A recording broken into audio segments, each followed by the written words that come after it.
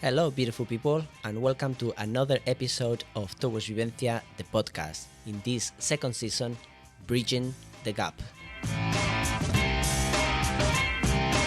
In this second season, we are bridging the gap between some of the top dance companies in the whole world and our community.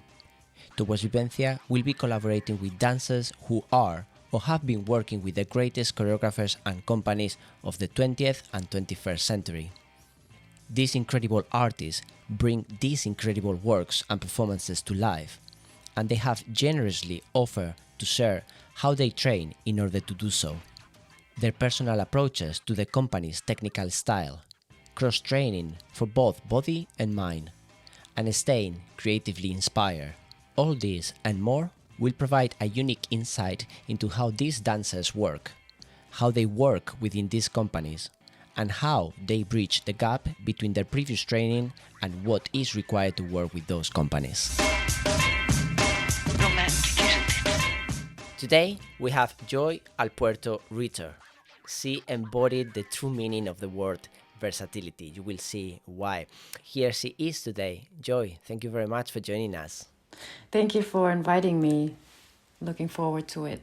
Joy, I'm really happy to have you in this conversation because I remember that I saw you performing with Akron Camp Dance Company. I saw it Moy, I don't remember which city, and I remember talking to you in the bar afterwards. I had the feeling that it was Greece or something like that. And I came to you and said to you, Joy, you have one of the most beautiful performance presence on a stage that I've ever seen in my life.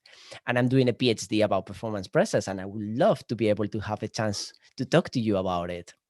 You probably don't remember because everyone tells you something similar in the bar afterwards. Oh, wow, thanks. Yeah, after some drinks. Yes, no, but mine was completely sober. And I'm really happy to have that chance to talk to you about performance presence, and you're going to be teaching for us next week. So this would be my first question. Is something that you hear very often as a compliment or as a comment or as part of the auditions that, yeah, your technique and how you dance is fine, but that you have an amazing presence on a stage? I think it's a very great compliment. And I haven't heard that a lot of times, I must say, but I think through the work of Akram, I was able to really develop my presence and really dig into the role I'm supposed to embody on stage. So it was going much deeper than the physical body. There was lots of intention, and that also kind of maybe improved my presence on stage. And because I was really living through many emotions and many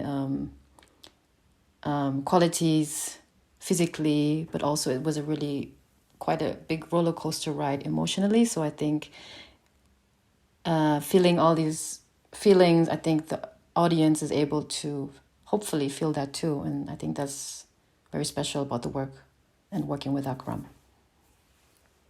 So I take it as a really nice compliment because I think I'm mostly more a technical dancer. I feel like in school I was really trained very technically with ballet, and I just love technique. I wanted to turn as many pirouettes as I can. That was my goal. But later on, getting older, I knew how to value just the presence on stage and through experience, and what the difference is between a dancer and a good performer. And that is a magic thing, isn't it? That difference between a good performer and a good dancer. And that's where the magic comes. So if I pick everything what you said a little bit, am I right thinking that you developed that performance presence in the work with Akram by the emotional work behind it and the different qualities? Is there any other concrete aspect that you can put your finger on that help you develop that performance presence?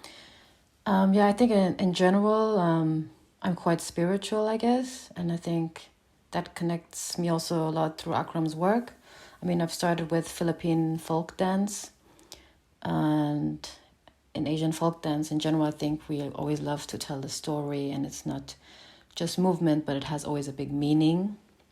May it be a conversation with the community or telling a story or connecting with God. So there's always a lot of meaning and depth in the movement. And through Akram, I learned how to work with that and how to play with different texture and to have to develop also this kind of outside eye, meaning how it's a different feeling when how you feel on stage, but how sometimes the viewer or the audience sees you. So to practice that eye and to, okay, what does that mean if I move like this? How I stand? What does it tell? And I think, through learning a lot of techniques, form, I was doing from ballet to modern dance, going into different dance styles, into the hip hop direction, also voguing, learning the different cultures and energies from these different dance styles. I find it very, very interesting to really experience that energy. Like if you're in a hip hop event, it's a different energy than when you go to a contemporary dance performance. But it's also something really intense and real, but also very different. And there's a lot of, I think, emotions happening. So I think that range of experience gave me kind of an awareness and I guess knowledge. Yeah. You were talking about that you are quite spiritual. This is something that I could feel very, very close to me as well. But nowadays, being spiritual is very much attached to a very personal meaning. What does it mean? So I would like to ask you, for you, what does it mean that spirituality, how it's something that you practice, or it's something that you embody, or it's something that it's part of you? And also something that I'm highly interested, how that practice inform the work that you do on a stage, in the same way that I can easily see how voguing or hip hop or any other dance technique can influence your performance presence. But I'm very curious to see how that spiritual practice of yours informed that area of your career, your other practice. I think it's also a very internal thing. It has a lot to do with imagination and energy, I guess. So when I create or when I dance in a certain piece, I have lots of imaginations. There's a lot of things happening in my head in that moment. In every show, it's quite different, but it's always staying in the frame I'm supposed to, in that role I am. But I think the spirit, it can be very abstract. And it's almost like an outer force that is kind of leading me, and I'm also open to it. Somehow, I don't know. It's hard to explain, but I think that's why it's spiritual. It's something very energetic. It's not really easy to grab or to take and to put it into a box. It's something. It's a lot about a sense, an intuition. Yes, an intuition. I think it's also a lot connected with nature. So when I dance, when I move, I like to connect to nature, to elements of fire, water, wind, animals. Animals, their intuition is so pure, and how can I use that quality in my body, for example, or if you're like possessed, something really, an outer force is in control of you. So I use this kind of imaginations, or I watch a lot of horror movies. It can also be inspiring. I think life in general, all the information we get in our brain can kind of affect you as an artist, and you can use these senses and experience in your dance. And people maybe not believe it, and it's fine. And I think everyone finds their own way how to make their piece or their dance valuable for themselves, or make it really alive and really connected to themselves. So I would like, if you don't mind, to make your life a tiny bit harder and ask you a tiny bit more about that, because you told us in that theme of performance presence, where do you fit from? So all the emotional work, all the different techniques, also how you apply that spiritual side about imagination, the energies, the elements, and other information. So you told us where it came from, how you applied, but I would like to know a tiny bit more, which I know it's really hard, but I would like to hear how you articulate. How does it feel, that moment of being on a stage fully present? When, I don't know, I have my ways of explaining it, but I would love to hear from you. How do you experience those moments on stage or on rehearsals, classes? Yeah, I think we all crave for those moments. And I mean, what are these moments? It's hard to define, oh, this was the moment. But I guess after time, when you look back and you're like, oh, this was a special moment, it's a really strong memory. Or in that moment, it feels very extreme. So may your body be so exhausted and tired that your mind just is like just accepting what's happening to you. So you kind of transcend somehow. And you're really in the moment, meaning you're not thinking about the next step. You don't think about what you've maybe done wrong or what was good. You're really in the moment, so you're really in the present. And I think that's a really great feeling. Yeah, the moment, especially on moments on stage, and when you kind of maybe push yourself physically so much, you kind of get vulnerable, and you get into a state of truth. So you cannot pretend, you're just there. And even though it's really tough and you think, I'm just gonna faint on stage, and your life has just been poured out, those are really intense. And I think those are the moments when you think, okay, this is quite a spiritual moment. And it's not easy, I mean, to achieve each show. I think it's like impossible. I think we would all get a bit drained too much.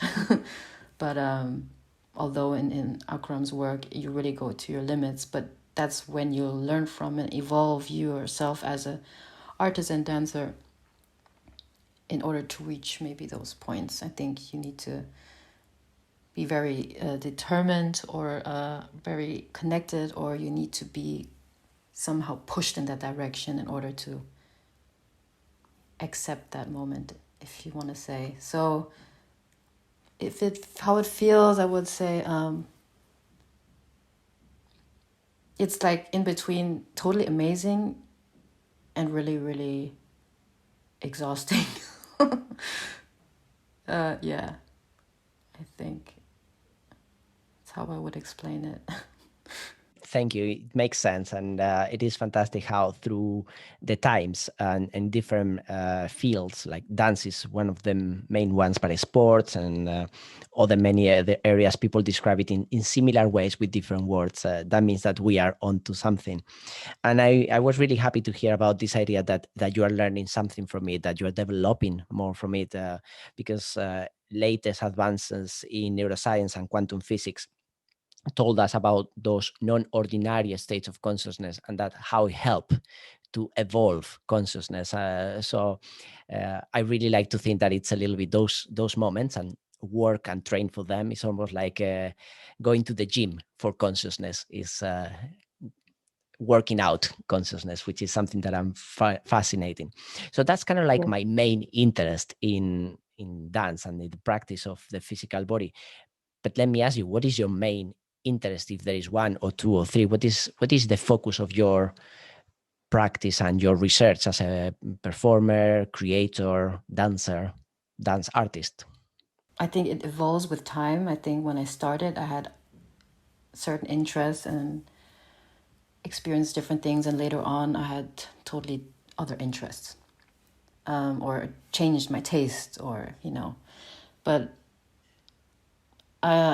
if I just want to tell about my past to understand, maybe I started with a ballet school, doing like I had an academic education. It was really And after that, I went into the hip hop scene. I threw away kind of my ballet background and just wanted to go into freestyle, which is a totally different energy.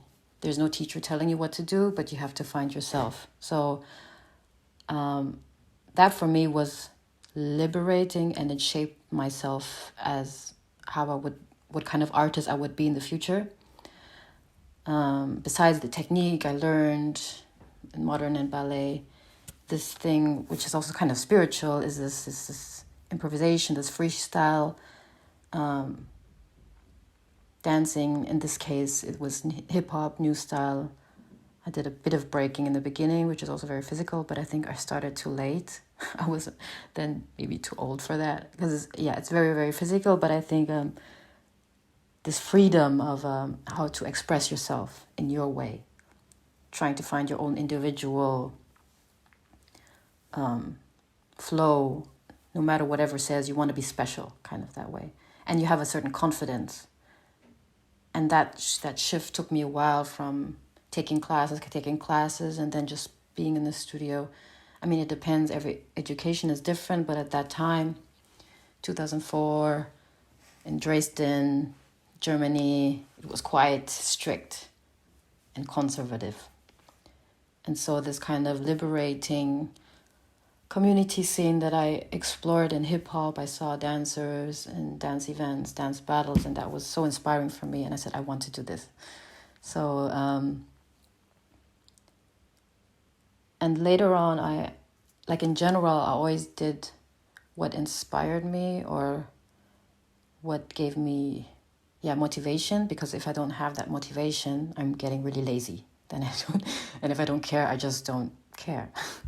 So I always needed this fire. I need to find the fire, what makes me want to really embody or train like crazy or really research about this topic. And I guess that's how everyone feels. But, and that shifted. So I did hip hop, and then I said, I like, and then I loved voguing. So I just practiced voguing at one time, taking part in balls. And then it was, And, so I was kind of moving toward in different communities and culture, different energies. Some are really like in the moment, live, loud, colorful. And then you have these other moments of, I was doing a Cirque du Soleil show on tour for Michael Jackson. That was like totally commercial in an arena with 17,000 people. And you're just like, you are dancing to Michael Jackson. That was also one of my dreams that came true, kind of. Unfortunately, he already died, but it was about him. At least I could have done that. So just to explain that I love the pure dance of letting out the energy, sending out, dancing to music in this pure, plain way. But I also love what I've learned through dance theater, the depth, the meaning of embodying or telling a story or creating art in a more abstract way. So these are the two, not just two worlds, but like for now I'll say these two worlds that I always keep in balance, that still keep the fire in me. But I think just one thing wouldn't, I need kind of both. I need this freedom, but I also need the depth. I love technique, but I also love the form, but also the flow. I like that a lot, the form and also the flow. I was amazed and in awe when I saw you on a stage as a performer, but I don't know you as a teacher or choreographer or creator. So how those, for now, let's say, two words combine into your classes or into your creations? And if you can tell us in concrete ways, both ways in your classes, because you're going to be with us next week, which I'm really looking forward, and also in your creations, because I'm hoping also to see your work as a creator in the future. Yeah, I have different, like as I mentioned, I had different backgrounds that maybe be involved in the class, but it's more about the concepts of how I work. But these concepts may come from different dance styles. So generally, I think I'm a very physical person, so I love to move, to be honest. So I will work a lot on I will try to make you sweat for sure. So I really want to ground your body, ground your weight, but to be free in the upper body. I will work a lot with hand gestures and hand articulation. I love the awareness of details versus the full physical body movement and how you can relate that into space. Also the connection with music and rhythm. So because I love music, I love dancing to music, also to any kinds of music. How does that affect your body? And how does it affect your body if you have no music? So what is your own rhythm in your body? What kind of dramaturgy can you create when you do a solo without music? And is there a rule, or how can you hold attention, let's say on stage, if you have to improvise? How can you hold the audience and that attention to focus on you? And that's also having to do with presence, but also to do the rhythm in the body, I guess. Yeah. And for that, being very physical, and that's what I've also learned in the last years, is stillness also being important, of holding something in you, or being 1000% active inside, although the physical body is actually not moving. So which has to do more with presence, of just being there. And also using the imagination to kind of activate those, these points in awareness of consciousness, I guess, where it goes again to the spiritual side. So yeah, I guess that's kind of in my world I want to dig in to. Yeah. So also creating steps of choreography. I think that's also I like to share with students I work with, to kind of share my movement vocabulary, which I feel is very coming from different styles, and I like to maybe, I guess, challenge some dancers to learn it from. I think it's always good and important to give something, to give them some new input, new information. But I also think, because we have a few days, to find space to let them be creative with these kind of tasks and concept. Maybe trying to figure out, okay, how can I find my own rhythm? Maybe I give them counts, and they have to maybe create something on these counts.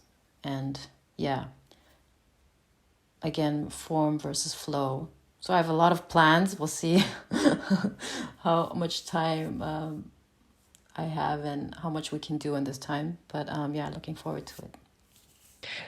We are also very looking forward, because of the amount, the wealth of knowledge that you're going to bring is so diverse, which I'm really looking forward to see how all that combined together.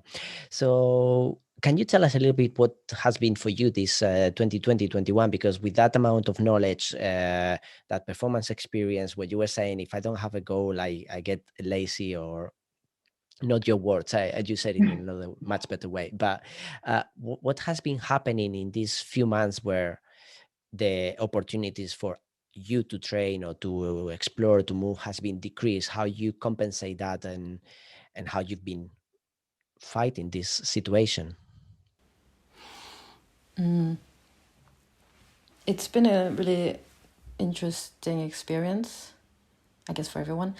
Unique, but I feel in the beginning for me this kind of moment of pause was quite nice for my body and for my mind, to be honest. I know nowadays everything is moving faster. You have to be, always on point, and there's so much competition, a lot of things happening. So I felt this kind of recovering and just going back to zero was quite good.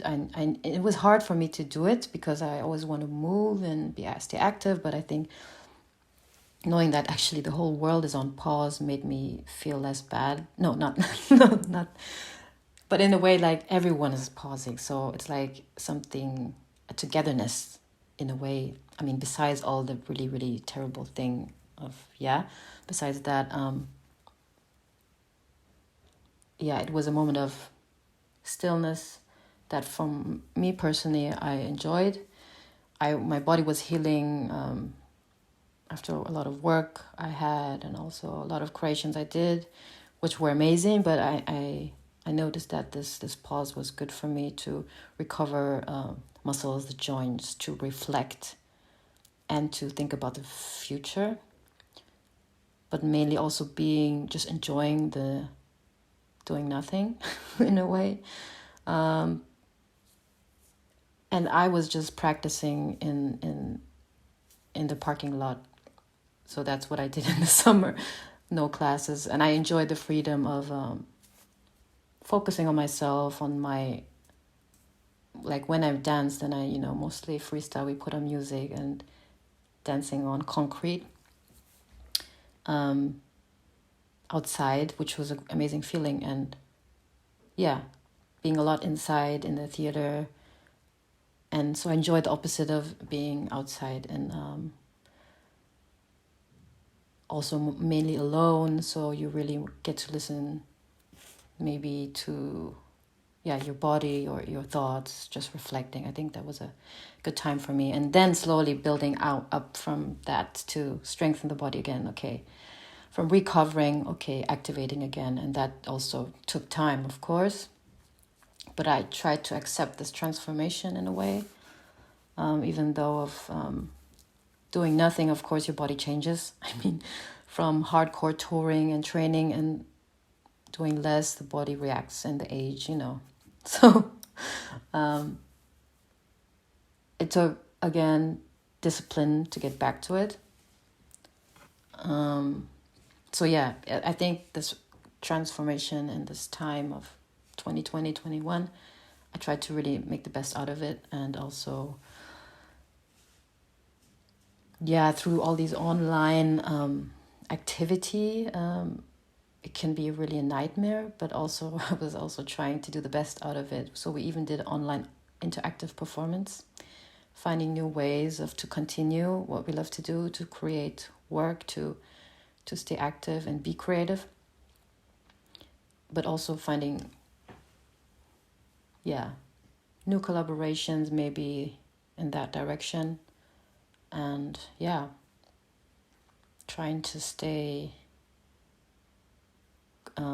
grateful, but so trying to stay positive, I guess.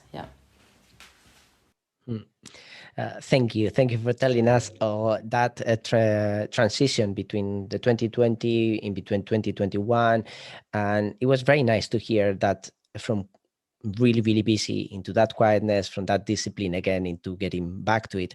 So to wrap it up, I would like to ask you 3 questions in one. So the first one is like, where are you right now in terms of physically, spiritually, mentally, in terms of your performance practice? How are you feeling right now? Feel on top of your form? It feels that it's still a little bit to go, and how that would be. To the second question, what are your immediate plans for the next 3 to 6 months, depending on how the world goes? Hopefully, what is on the diary for you? And the last question would be exactly what would be your desire, meaning that if you would have to write a letter to Santa Claus or to the future, the gods of the future, what is gonna be your practice and the place of dance in the near future after this situation post COVID? So physically, I've been still training, trying to keep myself in shape, even though these conditions of lockdown and back and forth, shows been cancelled, postponed, and so I've been trying to keep myself fit. I mean, I feel the age in a way, but I still want, I'm still active. I think I'm still good in shape. So I want to try to keep it that way as long as I can. But I know that I want to focus also more on as a creator, so as a choreographer. So that is for me like my focus, also to work with younger dancers and try to share my let's say knowledge and vocabulary with them, and try to also develop my own voice as a choreographer, and to apply this kind of, or my movement vocabulary on them and see how they take it, how I can develop it. That's like a goal I have. I want to work towards too. So I'm doing some sessions with some dancers here in Berlin that we just exchange, and also for them, I want to support them, and I also want to support the community and keep the exchange going. And yeah, that's a thing I'm really trying to work on at the moment. And so I have a solo that is part of Aerowaves at the moment, Babae, and this is actually touring quite a lot. I mean, yeah, it's planned. We'll see if it will take place, but it's touring quite a lot in Europe. So I have the solo performances going on at the moment, and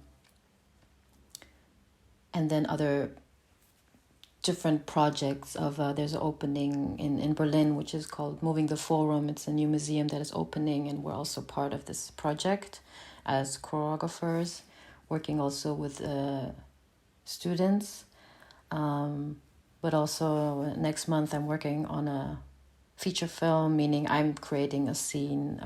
I'm working with them choreographically on a scene.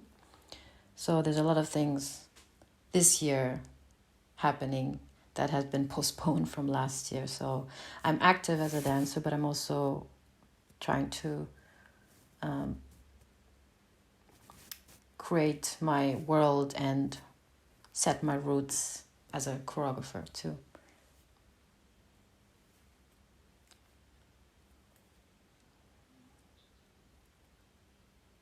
Oh yeah. Oh, okay. So I think I really miss live performance. So for me, I really wish that yes, the dance is relevant. Dance live performance is important for our culture, for the communities, for humans. I think any kind of performing arts. I think the digitalizing of the world is not, we can't stop that, but I think we should keep up the value and realizing projects towards live performance. I think this is just something we should not forget to push forward to, and to keep, because I feel, I mean, of course, through the situation and the conditions, I think we're finding new ways, but I think we should still fight for it and find new ways, not just escaping through technology, which is also great. But I think if this doesn't happen, this life, I think we're gonna miss something very special and really special experience that is hard to describe. And I think we need this as humans, this body to body experience, this kind of exchange of energy. That's been with us, I think, since we're on this kind of earth. So no, not on this earth, but technology is still very new for humans. So I think our body are not used to this. So I think we still need to keep that. It's still rooted in us, this kind of I don't know how to explain it, but I think I fully agree, because there is something about proximity that it's invariable, that is tangible, as simple as when the earth, the parts of the earth that are closer to the sun, that's called summer. When it's farther, it's called winter. And with bodies are a little bit the same, just that proximity of vibration, energy, heat. It's something that we cannot have with this technology, which is allowing many other things. So hopefully, I agree with you, in the future, the dance is equally relevant, or even more relevant than before, for that human proximity. And hopefully Yes. it will not be either or, not either technology or in person, but we will find the ways of combining them both and getting the best out of this world. So hopefully we can continue the Yes. conversation with Joy, with you, for trying to find ways to collaborate together in this mixed mode in the near Yes. future, hopefully. Yes. Me too. Joy, thank you so much for your time. I've really enjoyed this conversation, getting to know you a little bit more, getting to know your practice and how you articulate what is that experience of being on a stage. And I really can't wait to see how that transforms into a physical practice, into a shared practice, even if it's online next week as part of the TWV Vivencia Academy. Really looking forward to it. Thank you for saying yes, for being with us next week. And thank you for this wonderful chat as well. Yeah, thank you too. Looking forward to it. Yeah. Maybe we'll meet one in person one day. I would love to again. I would love to see you again on a stage, because honestly, I was completely in awe when I saw you on a stage. Thank you for that as well. Thank you for having me.